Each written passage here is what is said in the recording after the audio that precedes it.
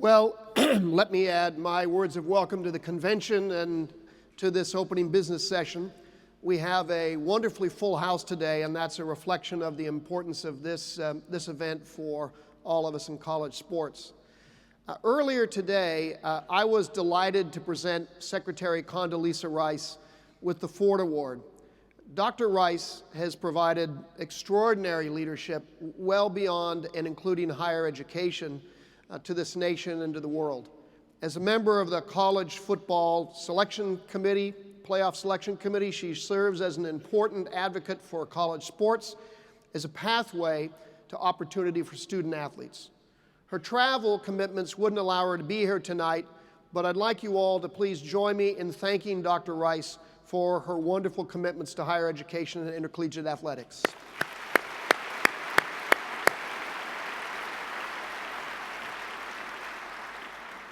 And for those of you who missed the luncheon today, you missed one of the best speeches and statements on the values of intercollegiate athletics that you're ever going to hear. She was extraordinary, and I was delighted that we were allowed to honor her this year.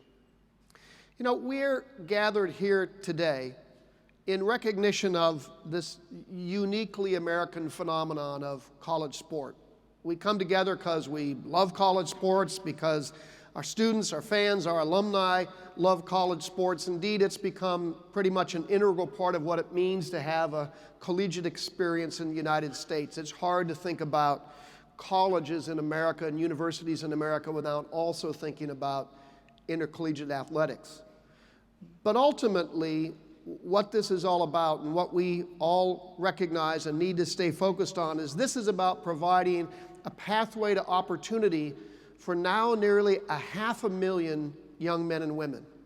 That's why we're here, to have the 1,100 member schools of the NCAA be united around that one goal, providing opportunities for our student athletes. But I want us also throughout this convention to be really clear. We're facing a very challenging landscape today. There's important parts of the intercollegiate model that need to be fixed. The public has real concerns. You have real concerns. I've heard it from all of you. I have real concerns.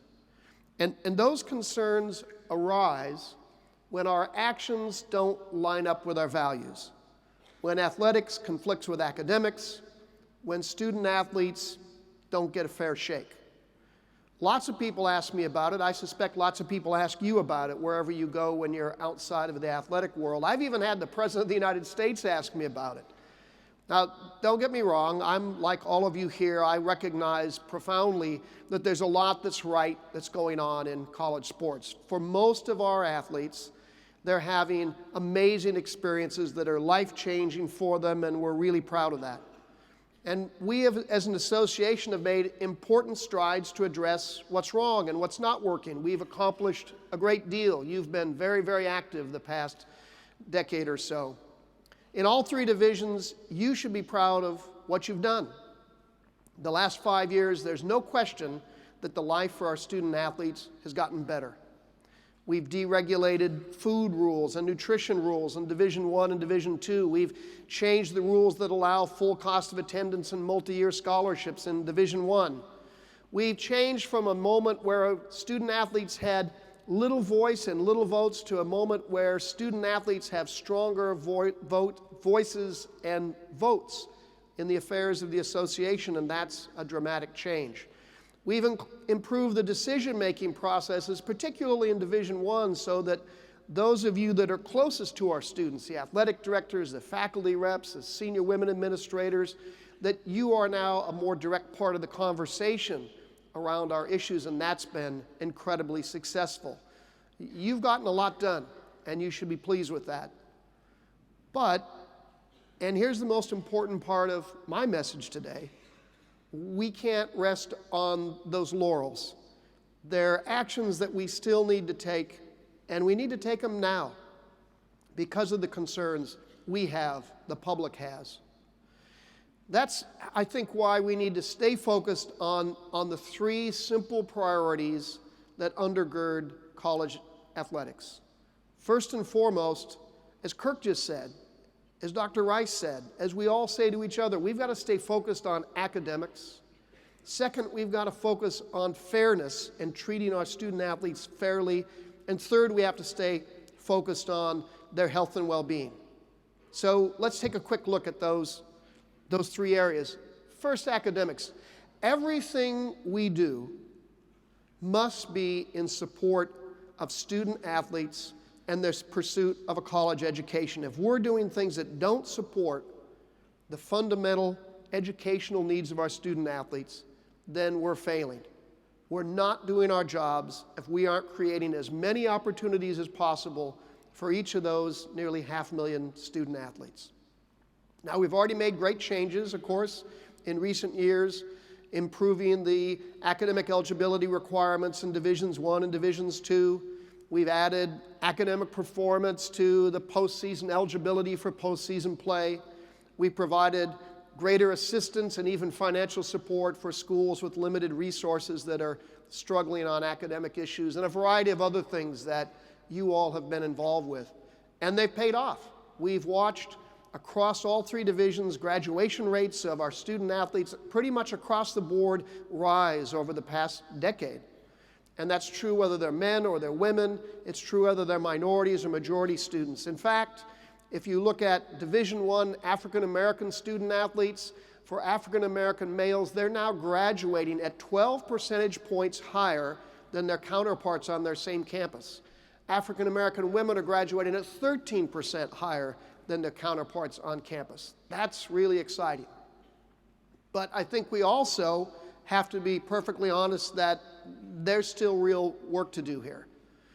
When it comes to rebalancing academics and athletics, time demands on our student athletes immediately pop to the top of the list. Now, we've already seen some great work in this area in the past, of course. Division II has been dealing with this for some time, and they've made some very significant strides of trying to get the balance right. And the D1 students have come to this convention with research and readiness to lead, and they're providing really, really important input and feedback on time demands on our students. We've also seen many conferences putting forward proposals on what can be done to help address these issues. So this is the time now to match our actions with our values. There's some challenges in all of that, for sure, because there's differences of opinions between coaches and athletes and administrators and from sport to sport. It's a hard subject. But student athletes entrust us with their time, with their talents, with their academic skills, and it's only fair that we be good stewards in return.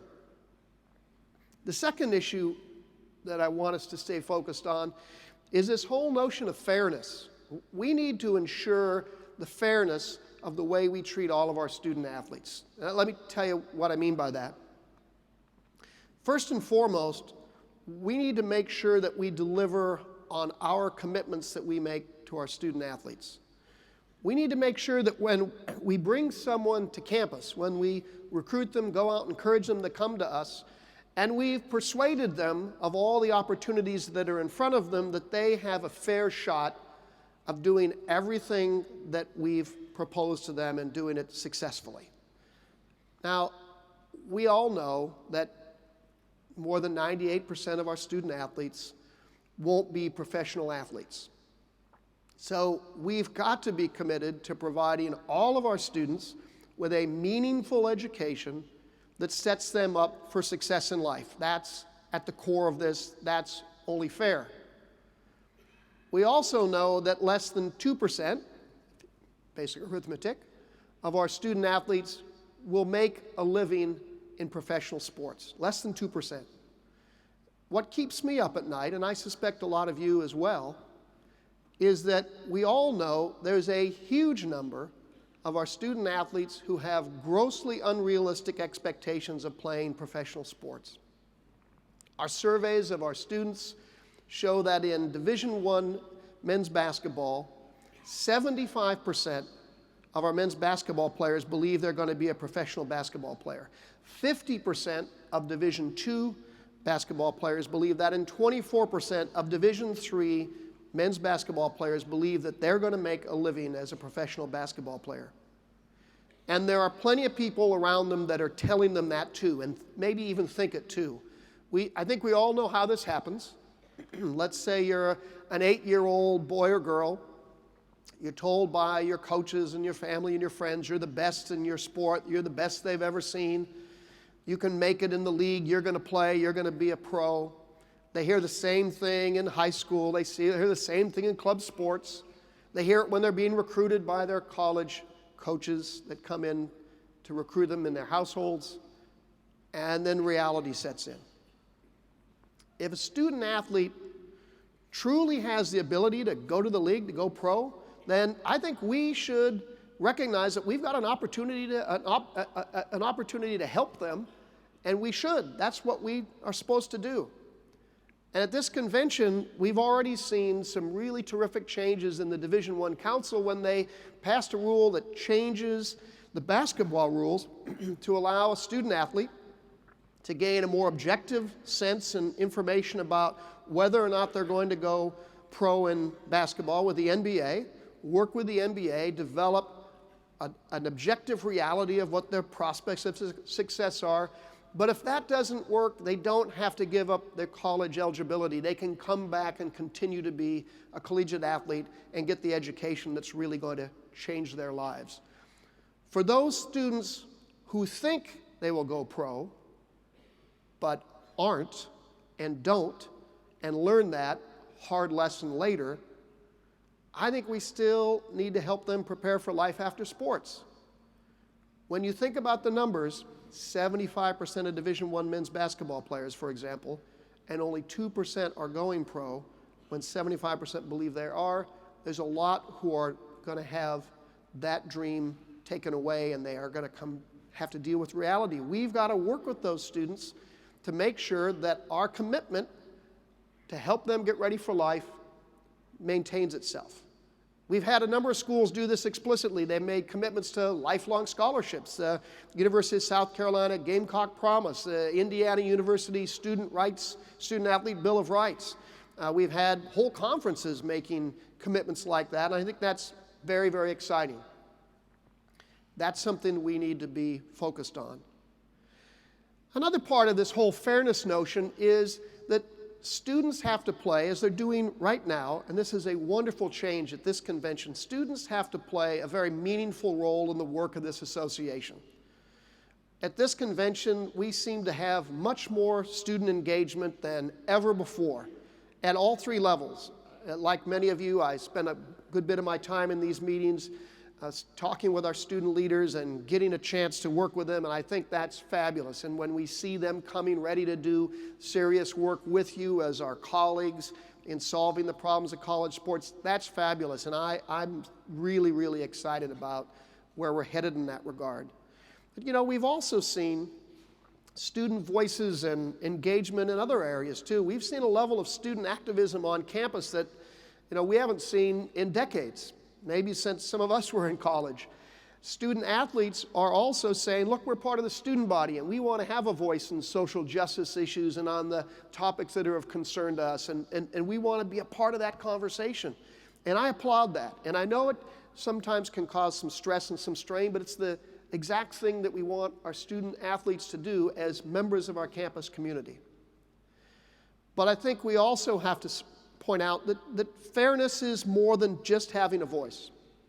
It's also about having mentors and role models and people that can inspire you to pursue your dreams wherever they may take you, especially from a student's perspective. And let me ask you this. If you're a minority student athlete or a woman athlete competing today, do you feel like you have a fair shot at becoming a coach, becoming an athletic director, a commissioner, an administrative leader in college sports, or not? The data in this regard are pretty disconcerting to me, and I suspect to all of you. We have not been making much headway at all around bringing women and minorities into huge portions of collegiate sport. When you look at the data about athletic directors, about coaches in many sports, In fact, the data are heading in the wrong direction. We've got a real problem and challenge with the dearth of minority and women coaches and administrators. Solving that is a very difficult problem. It's not one of those things that we're going to do overnight, but I know one thing for sure: we won't make headway unless we focus on it and work on it. We've got to get that fixed. As our student bodies become more diverse, we have to make sure that they believe that they have a fair shot at moving forward in their sports and in their athletic fields if they choose to. And then the third focus, as I mentioned, and we talk all the time about, and Kirk just brought up as well, is we've got to also keep our eye on the health and well-being of our student athletes. That's in large part why the association was founded 110 years ago. Now, we've taken, I think, justifiable pride, we, the association, and all the membership, of being at the forefront of health and safety forever, since we were founded.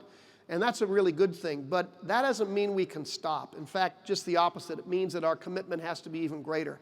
We've got to stay at the forefront of those issues. You know, these are things that cut across all three divisions and all sports. They're the issues that I think for many of us are the most pressing. And at the top of that list of health and wellness issues, first of all is, of course, concussions and mental health issues. Things that, again, cut way across divisions and sports, but also across all of our campuses. Now, we've developed best practices and protocols in both mental health and in concussions, and we're really, really pleased about that. And we continue to learn a lot more about what works and what doesn't work, and what the real medical history of these things are, and how we can be more useful. Kirk mentioned our joint study with the Department of Defense, the largest study that's ever been conducted and is continuing to be conducted around understanding concussions. And that's going to pay off enormously. And at the same time, some of our member campuses have been at the cutting edge of all of those things too. University of North Carolina, for example, has the most advanced helmet sensor data set in the world. And those data are then being used as a way to teach individuals, students, coaches, about how to mitigate impacts and exposure to potential concussions. That's exactly the kind of thing that we need to do and replicate again and again and again, so that we can stay in front of the curve of health and well-being of our student athletes. And as we begin to see evidence from all of those studies and anything else we do, we got to be ready to move forward. You know, just doing the studies alone isn't enough. We got to be ready to take the information we learn, modify our practices and best policies, and put them in place. Now, there's a lot of challenges around that, because some of those things have financial implications, and for a lot of institutions, that's an issue. But this is something that we've got to pay attention to. Nobody wants that more than this crowd. I understand that, but we've got to be serious about it. We've got to hold each other accountable. We've got to stay on top of this issue and say, look, we're not going to put our student athletes' well-being and health at risk. We've got to take action on those things, and we need to do it right away.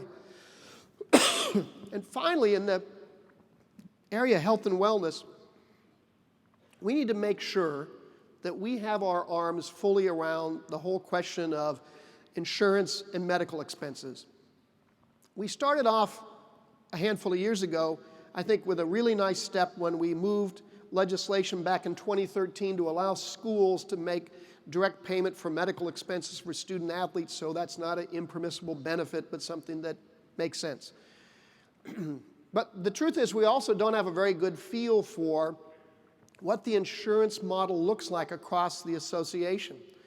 The national office, working with the board, started an initial step of gathering information by conducting some case studies, looking at a handful of universities and looking deeply about what kind of medical insurance is provided by the families, by the institution, by the National Association.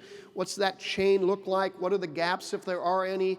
What are the costs for our students? And we know that from that study that we're in pretty good shape, but we need a lot more than that. We need to understand this more thoroughly. So we're using that case study to begin an association-wide survey to gather data so we understand what we can and need to do.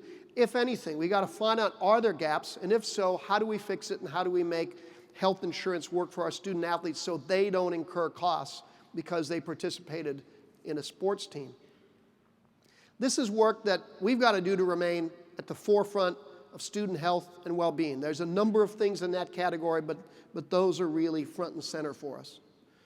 So those three areas, academics, fairness, and health and well-being of our student athletes, have got to be our focus, not just at this convention, but throughout all of our work. We've accomplished a lot, but there's still a lot to do. And frankly, we've got to be honest about one more thing. In the past, we as a governing body, because of the complexity of the way we go about our business, we've gotten in our own way more than once. And we need to not repeat those mistakes.